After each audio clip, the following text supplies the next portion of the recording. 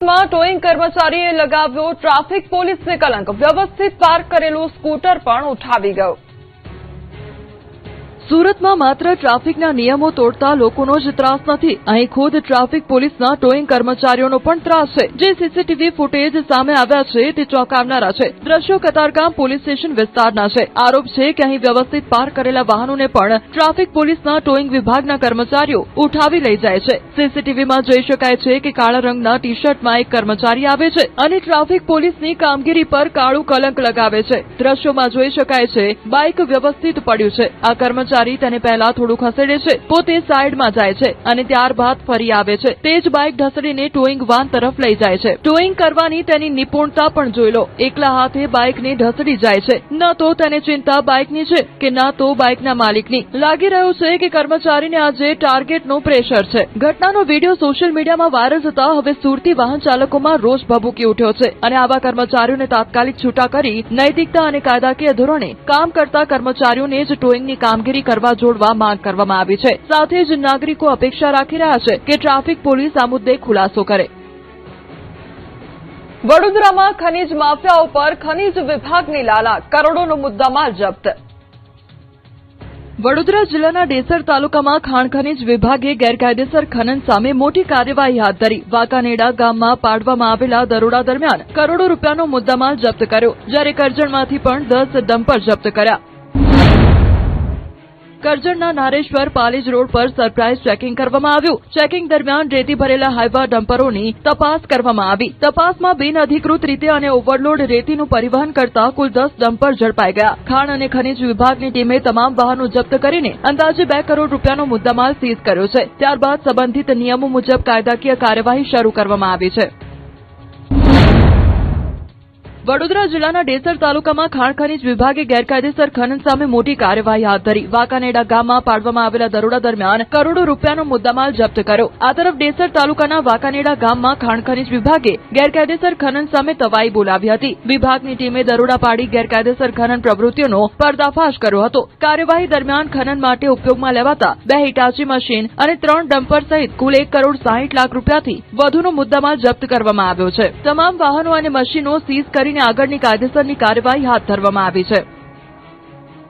રાજ્યમાં મેઘરાજાની જમાવટ, દક્ષિણથી લઈ સૌરાષ્ટ્ર સુધી વરસાદી માહોલ।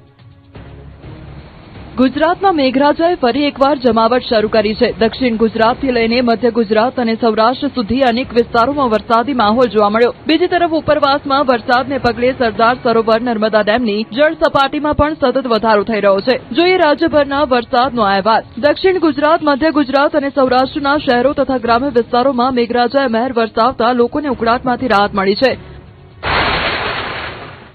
ઉપરવાસમાં સારા વરસાદના પગલે સરદાર સરોવર નર્મદા ડેમમાં પાણીની સતત આવક થઈ રહી છે। હાલ ડેમની જળ સપાટી વધીને 127.50 મીટર પર પહોંચી છે। ડેમમાં 16,335 ક્યુસેક પાણીની આવક નોંધાઈ રહી છે, જ્યારે પાણીની ઉપલબ્ધિને ધ્યાનમાં રાખીને આરબીપીએચના તમામ પાવર હાઉસ કાર્યરત કરવામાં આવ્યા છે। ડેમની મહત્તમ સપાટી 138.68 મીટર છે।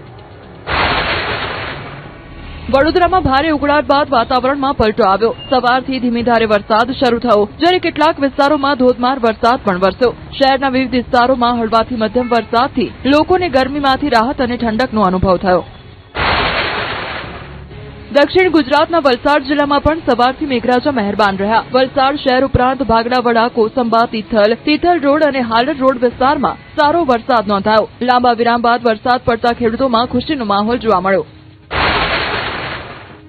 સૌરાષ્ટ્રના રાજકોટ જિલ્લાના જેતપુરમાં પણ વાદળછાયા વાતાવરણ વચ્ચે વરસાદી ઝાપટા વરસ્યા। શહેર અને આસપાસના ગામડાઓમાં વરસાદથી લોકોને અસહ્ય ઉકળાટમાંથી આંશિક રાહત મળી। રાજ્યના વિવિધ વિસ્તારોમાં વરસાદની નવી ઇનિંગ શરૂ થતા એક તરફ લોકોને ગરમી અને બફારામાંથી રાહત મળી છે, તો બીજી તરફ નર્મદા ડેમમાં પાણીની આવક વધતા જળસંગ્રહ પણ મજબૂત બન્યો છે। ખેડૂતોના ધબકારા વધારતા સમાચાર સામે આવ્યા છે। વરસાદની ઘટ ખેડૂતો માટે હવે મુસીબત બની ગઈ છે। ગુજરાતના 9 જિલ્લામાં વરસાદની ચિંતાજનક સ્થિતિ જોવા મળી છે। દેશમાં સૌથી વધુ અછતવાળા 100 જિલ્લામાંથી 9 ગુજરાતના જિલ્લા છે।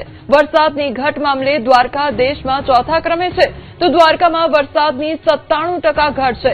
કચ્છમાં વરસાદની ઘટ 86% નોંધાઈ છે।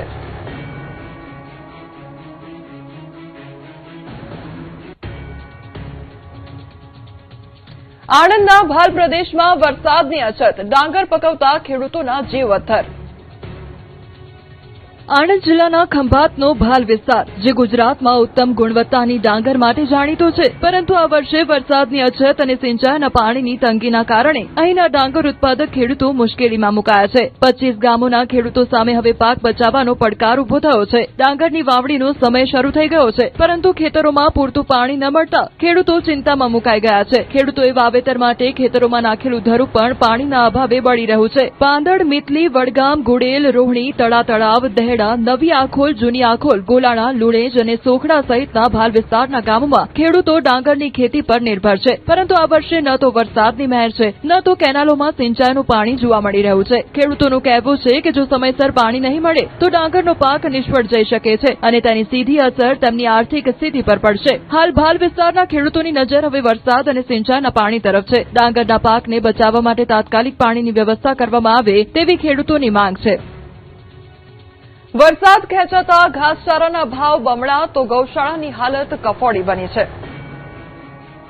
વરસાદ ખેંચાતા ગૌશાળાઓની હાલત કફોડી બની છે. ઘાસના ભાવ ડબલ થઈ ગયા છે અને આમ છતાં પણ લીલું અને સૂકું ઘાસ અત્યારે બજારમાં મળવું મુશ્કેલ થઈ ગયું છે. રાજકોટ શહેર તેમજ જિલ્લામાં વરસાદ તો વરસ્યો છે, પરંતુ હજુ પણ જિલ્લાના અનેક વિસ્તારોમાં વાવણી લાયક વરસાદ નથી થયો. વરસાદ ખેંચાતા ઘાસચારાની ઘટ સર્જાઈ છે. રાજકોટ જિલ્લામાં 180 થી વધુ ગૌશાળાઓ આવેલી છે. 50,000 થી વધુ પશુ આવેલા છે, જેમને લાખો કિલો ઘાસ દરરોજ જોતું હોય છે, પરંતુ હાલ આ ઘાસ રાજકોટથી 250 કિલોમીટર દૂરથી મંગાવવું પડી રહ્યું છે, જેથી ભાવ પણ ડબલ થઈ ગયા છે. આવી પરિસ્થિતિમાં સરકાર વીડીમાં રહેલું રિઝર્વ ઘાસ જો ગૌશાળાઓને આપે તો આ પરિસ્થિતિનો સામનો કરી શકાય તેમ છે. તો ઘાસચારાની ઘટને લઈને ધારાસભ્ય રમેશ ટીલાડાએ નિવેદન આપ્યું હતું કે રાજકોટ સહિત સૌરાષ્ટ્રના અનેક વિસ્તારોમાં વરસાદ ખેંચાયો છે. વરસાદ ખેંચાતા રાજ્ય સરકાર દ્વારા ઘાસચારાનું વિતરણ માટે રજૂઆત કરી છે. ટૂંક સમયમાં સરકાર દ્વારા ઘાસચારાની વ્યવસ્થા કરવામાં આવશે. સુરેન્દ્રનગર જિલ્લામાં વરસાદની અછતની અસર હવે ખેતીની સાથે પશુપાલન પર પણ જોવા મળી રહી છે. ઘાસચારાની આવકમાં ભારે ઘટાડો થતા લીલા અને સૂકા ઘાસના ભાવમાં નોંધપાત્ર વધારો થયો છે, જેના કારણે પશુપાલકોની મુશ્કેલીઓ વધી છે. અગાઉ રોજ 25 થી વધુ ટ્રક લીલા ઘાસની આવક સામે હાલ માત્ર 5 થી 8 ટ્રક જ આવી રહ્યા છે. પરિણામે લીલા ઘાસનો ભાવ મણ દીઠ ₹100 થી વધીને 150 અને સૂકા ઘાસનો ભાવ ₹250-300 થી વધીને 450 થી 500 સુધી પહોંચ્યો છે. તો બીજી તરફ દૂધના ભાવ સ્થિર રહેતા પશુપાલકોનો ખર્ચ સતત વધી રહ્યો છે.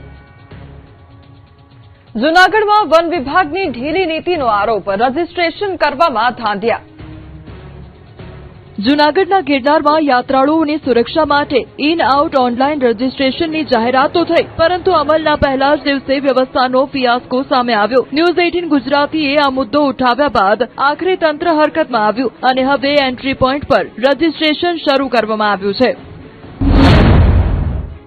ગિરનારમાં યાત્રાળુઓની સુરક્ષા માટે વહીવટીતંત્રએ ઇન આઉટ ઓનલાઈન રજીસ્ટ્રેશન સિસ્ટમની જાહેરાત કરી. હેતુ હતો કે ગિરનાર પર કેટલા શ્રદ્ધાળુઓ છે તેની ચોક્કસ માહિતી રહે અને કોઈપણ આપત્તિના સમયે ઝડપી કાર્યવાહી થઈ શકે. પરંતુ જાહેરાતના પહેલા જ દિવસે આખી વ્યવસ્થાનો ફિયાસ્કો સામે આવ્યો. એન્ટ્રી અને એક્ઝિટ માટેના QR કોડ જ લાગ્યા નહોતા, રજીસ્ટ્રેશન પ્રક્રિયા શરૂ થઈ નહોતી અને શ્રદ્ધાળુઓ કોઈપણ નોંધણી વગર ગિરનાર પર ચડતા અને ઉતરતા જોવા મળ્યા. રજીસ્ટ્રેશન કરવા ઇચ્છુક પ્રવાસીઓ પણ મૂંઝવણમાં ન્યૂઝ 18 ગુજરાતી આ સમગ્ર મુદ્દો અહેવાલ દ્વારા ઉજાગર કર્યો. ત્યારબાદ તંત્ર સફાળું જાગ્યું. હવે ગિરનાર સીડીના એન્ટ્રી પોઈન્ટ પર પોલીસ જવાનોને રજીસ્ટ્રેશનની જવાબદારી સોંપવામાં આવી છે. શ્રદ્ધાળુઓ હવે પોતાના મોબાઈલમાં QR કોડ સ્કેન કરીને ઓનલાઈન રજીસ્ટ્રેશન કરી શકે છે. જ્યારે સ્માર્ટફોન ન હોય અથવા ઓનલાઈન પ્રક્રિયામાં મુશ્કેલી હોય તેવા યાત્રાળુઓ માટે સ્થળ પર જ ઓફલાઈન અને વિનામૂલ્યે રજીસ્ટ્રેશનની પણ વ્યવસ્થા કરવામાં આવી છે. તાજેતરમાં ગિરનારમાં બાળક પર સિંહના હુમલાની દુઃખદ ઘટના બાદ સુરક્ષાને લઈને સરકાર અને વહીવટીતંત્ર વધુ સતર્ક બન્યું છે. હવે દરેક